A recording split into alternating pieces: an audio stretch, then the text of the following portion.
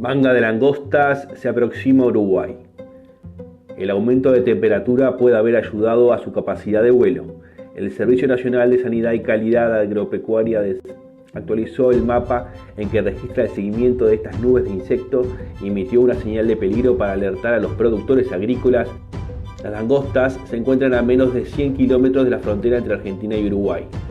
El veranillo vivido en los últimos días en la región habría influido en este rápido desplazamiento, ya que el frío reduce la capacidad de volar de estos animales.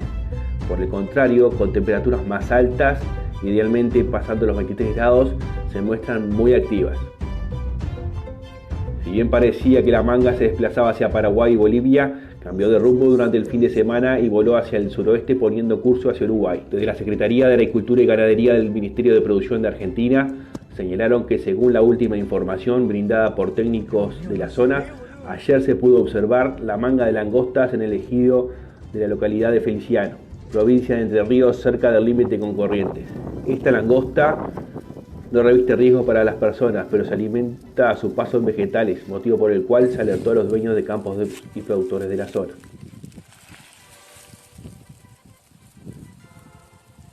Ante esta posible llegada de langostas a Uruguay, 6 aviones se mantienen alerta en la frontera.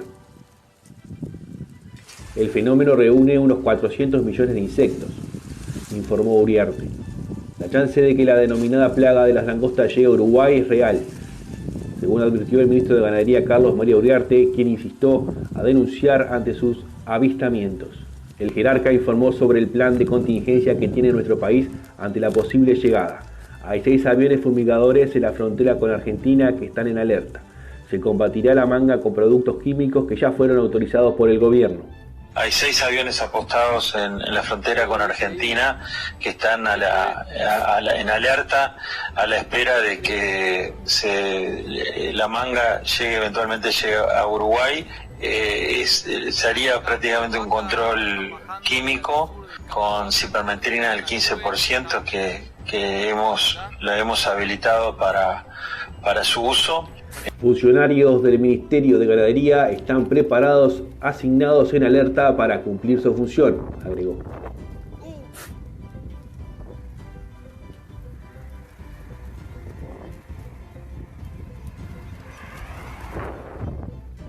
Miren la invasión de langosta en Santa Lucía Corrientes. Mirá lo que es eso.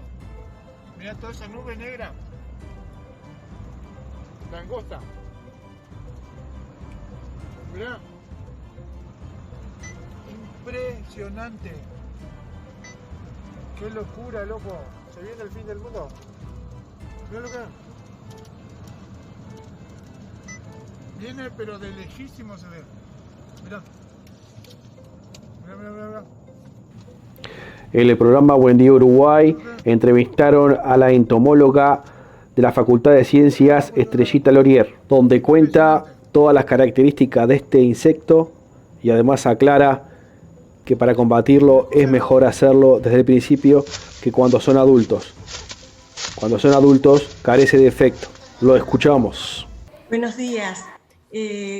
Esta langosta es considerada una plaga mayor de muchos cultivos y para Argentina ha sido de las plagas principales. El siglo pasado había sido un problema recurrente en el Uruguay, pero desde que Argentina ha hecho el control en las zonas donde se realiza la oviposición y las mayores, donde se producen los enjambres, que es en la zona norte de Argentina, esta situación venía siendo controlada.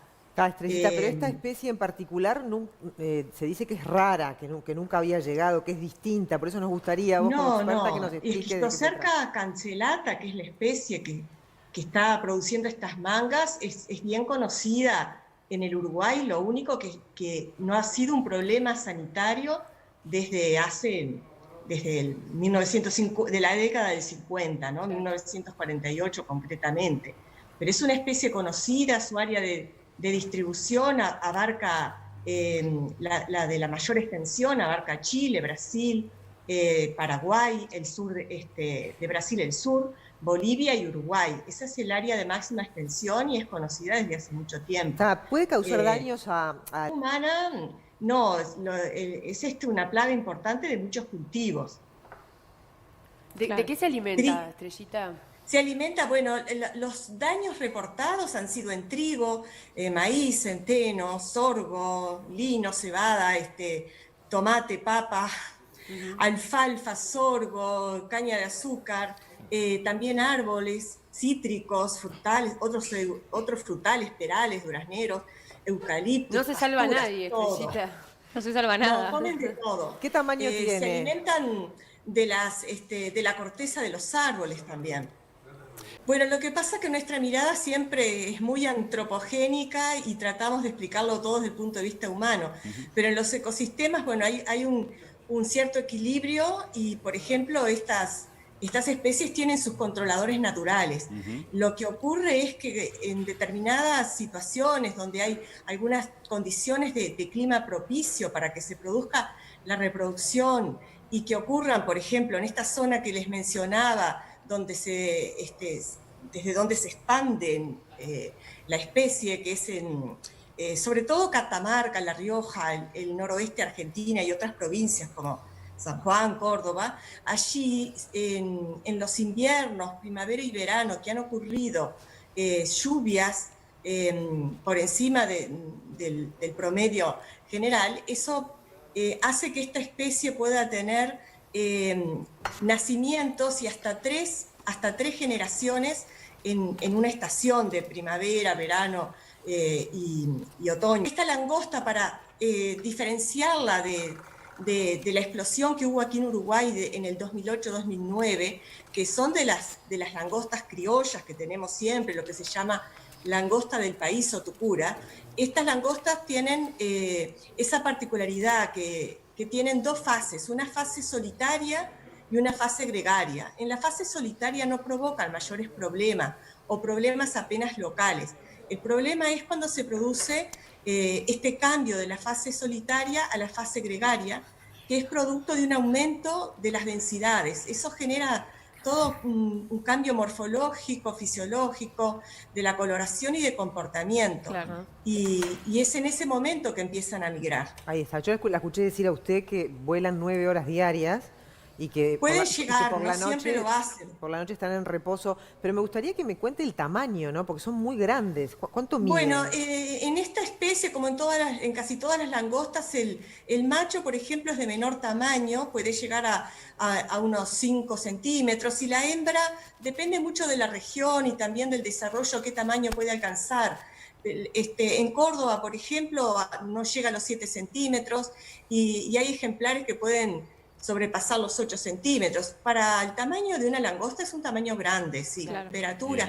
Hay que pensar que estos animales, ¿verdad?, no tienen, depende de la temperatura exterior y todo su metabolismo y el movimiento de los músculos que accionan las alas van a depender de la temperatura. Ellos van a volar con una temperatura que aproximadamente se dice que tiene que ser por encima de los 20 grados, pero bueno, también puede depender de otras condiciones. ¿Pero se puede dar un estimado de días, de horas, de semanas o no? ¿O es imposible? Bueno, pueden recorrer algunos kilómetros por día, 40 kilómetros, eso depende, como les decía, también de las condiciones. Depende del pero viento. Por ejemplo, han llegado a recorrer 140 kilómetros diarios. Pero depende del viento, la clave es el viento. Bueno, como cualquier organismo que vuela, el viento incide también en su movimiento, ¿verdad? Puede estar a favor, en contra, como cualquier objeto que se mueva en una corriente de aire. Claro. El viento puede afectarlo. Y cruza ríos, no tiene problema, ¿no? Cruzó el Paraná, o sea... Sí, sí, claro que sí. Estas langostas tienen la capacidad de volar hasta 8 horas o más, tal vez, en buenas condiciones. Ya cruzó el río Paraná y el río Uruguay lo puede cruzar fácilmente. Estrellita, ¿y cómo es el comportamiento? ¿Llegan, se alimentan y se van? ¿Hay un porcentaje que muere, que se queda en el territorio? ¿Cómo es el comportamiento del después? Bueno, si pensamos en este ciclo, estos individuos tienen una fase que es la fase de los inmaduros, que se llaman ninfas. Esas ninfas no vuelan, ¿verdad? Entonces se mantienen más o menos restringidas en cierto espacio, se alimentan, se van van progresando en su desplazamiento hasta que alcanzan el estado adulto. Esto ya ocurrió, ¿verdad? Estas langostas que van a llegar, que tienen las alas desarrolladas y que vuelan, son de la fase adulta. Cuando llegan al Uruguay, va a depender un poco del estado reproductivo. Si bien son adultos, pueden llegar sin la madurez necesaria todavía para reproducirse y poner los huevos.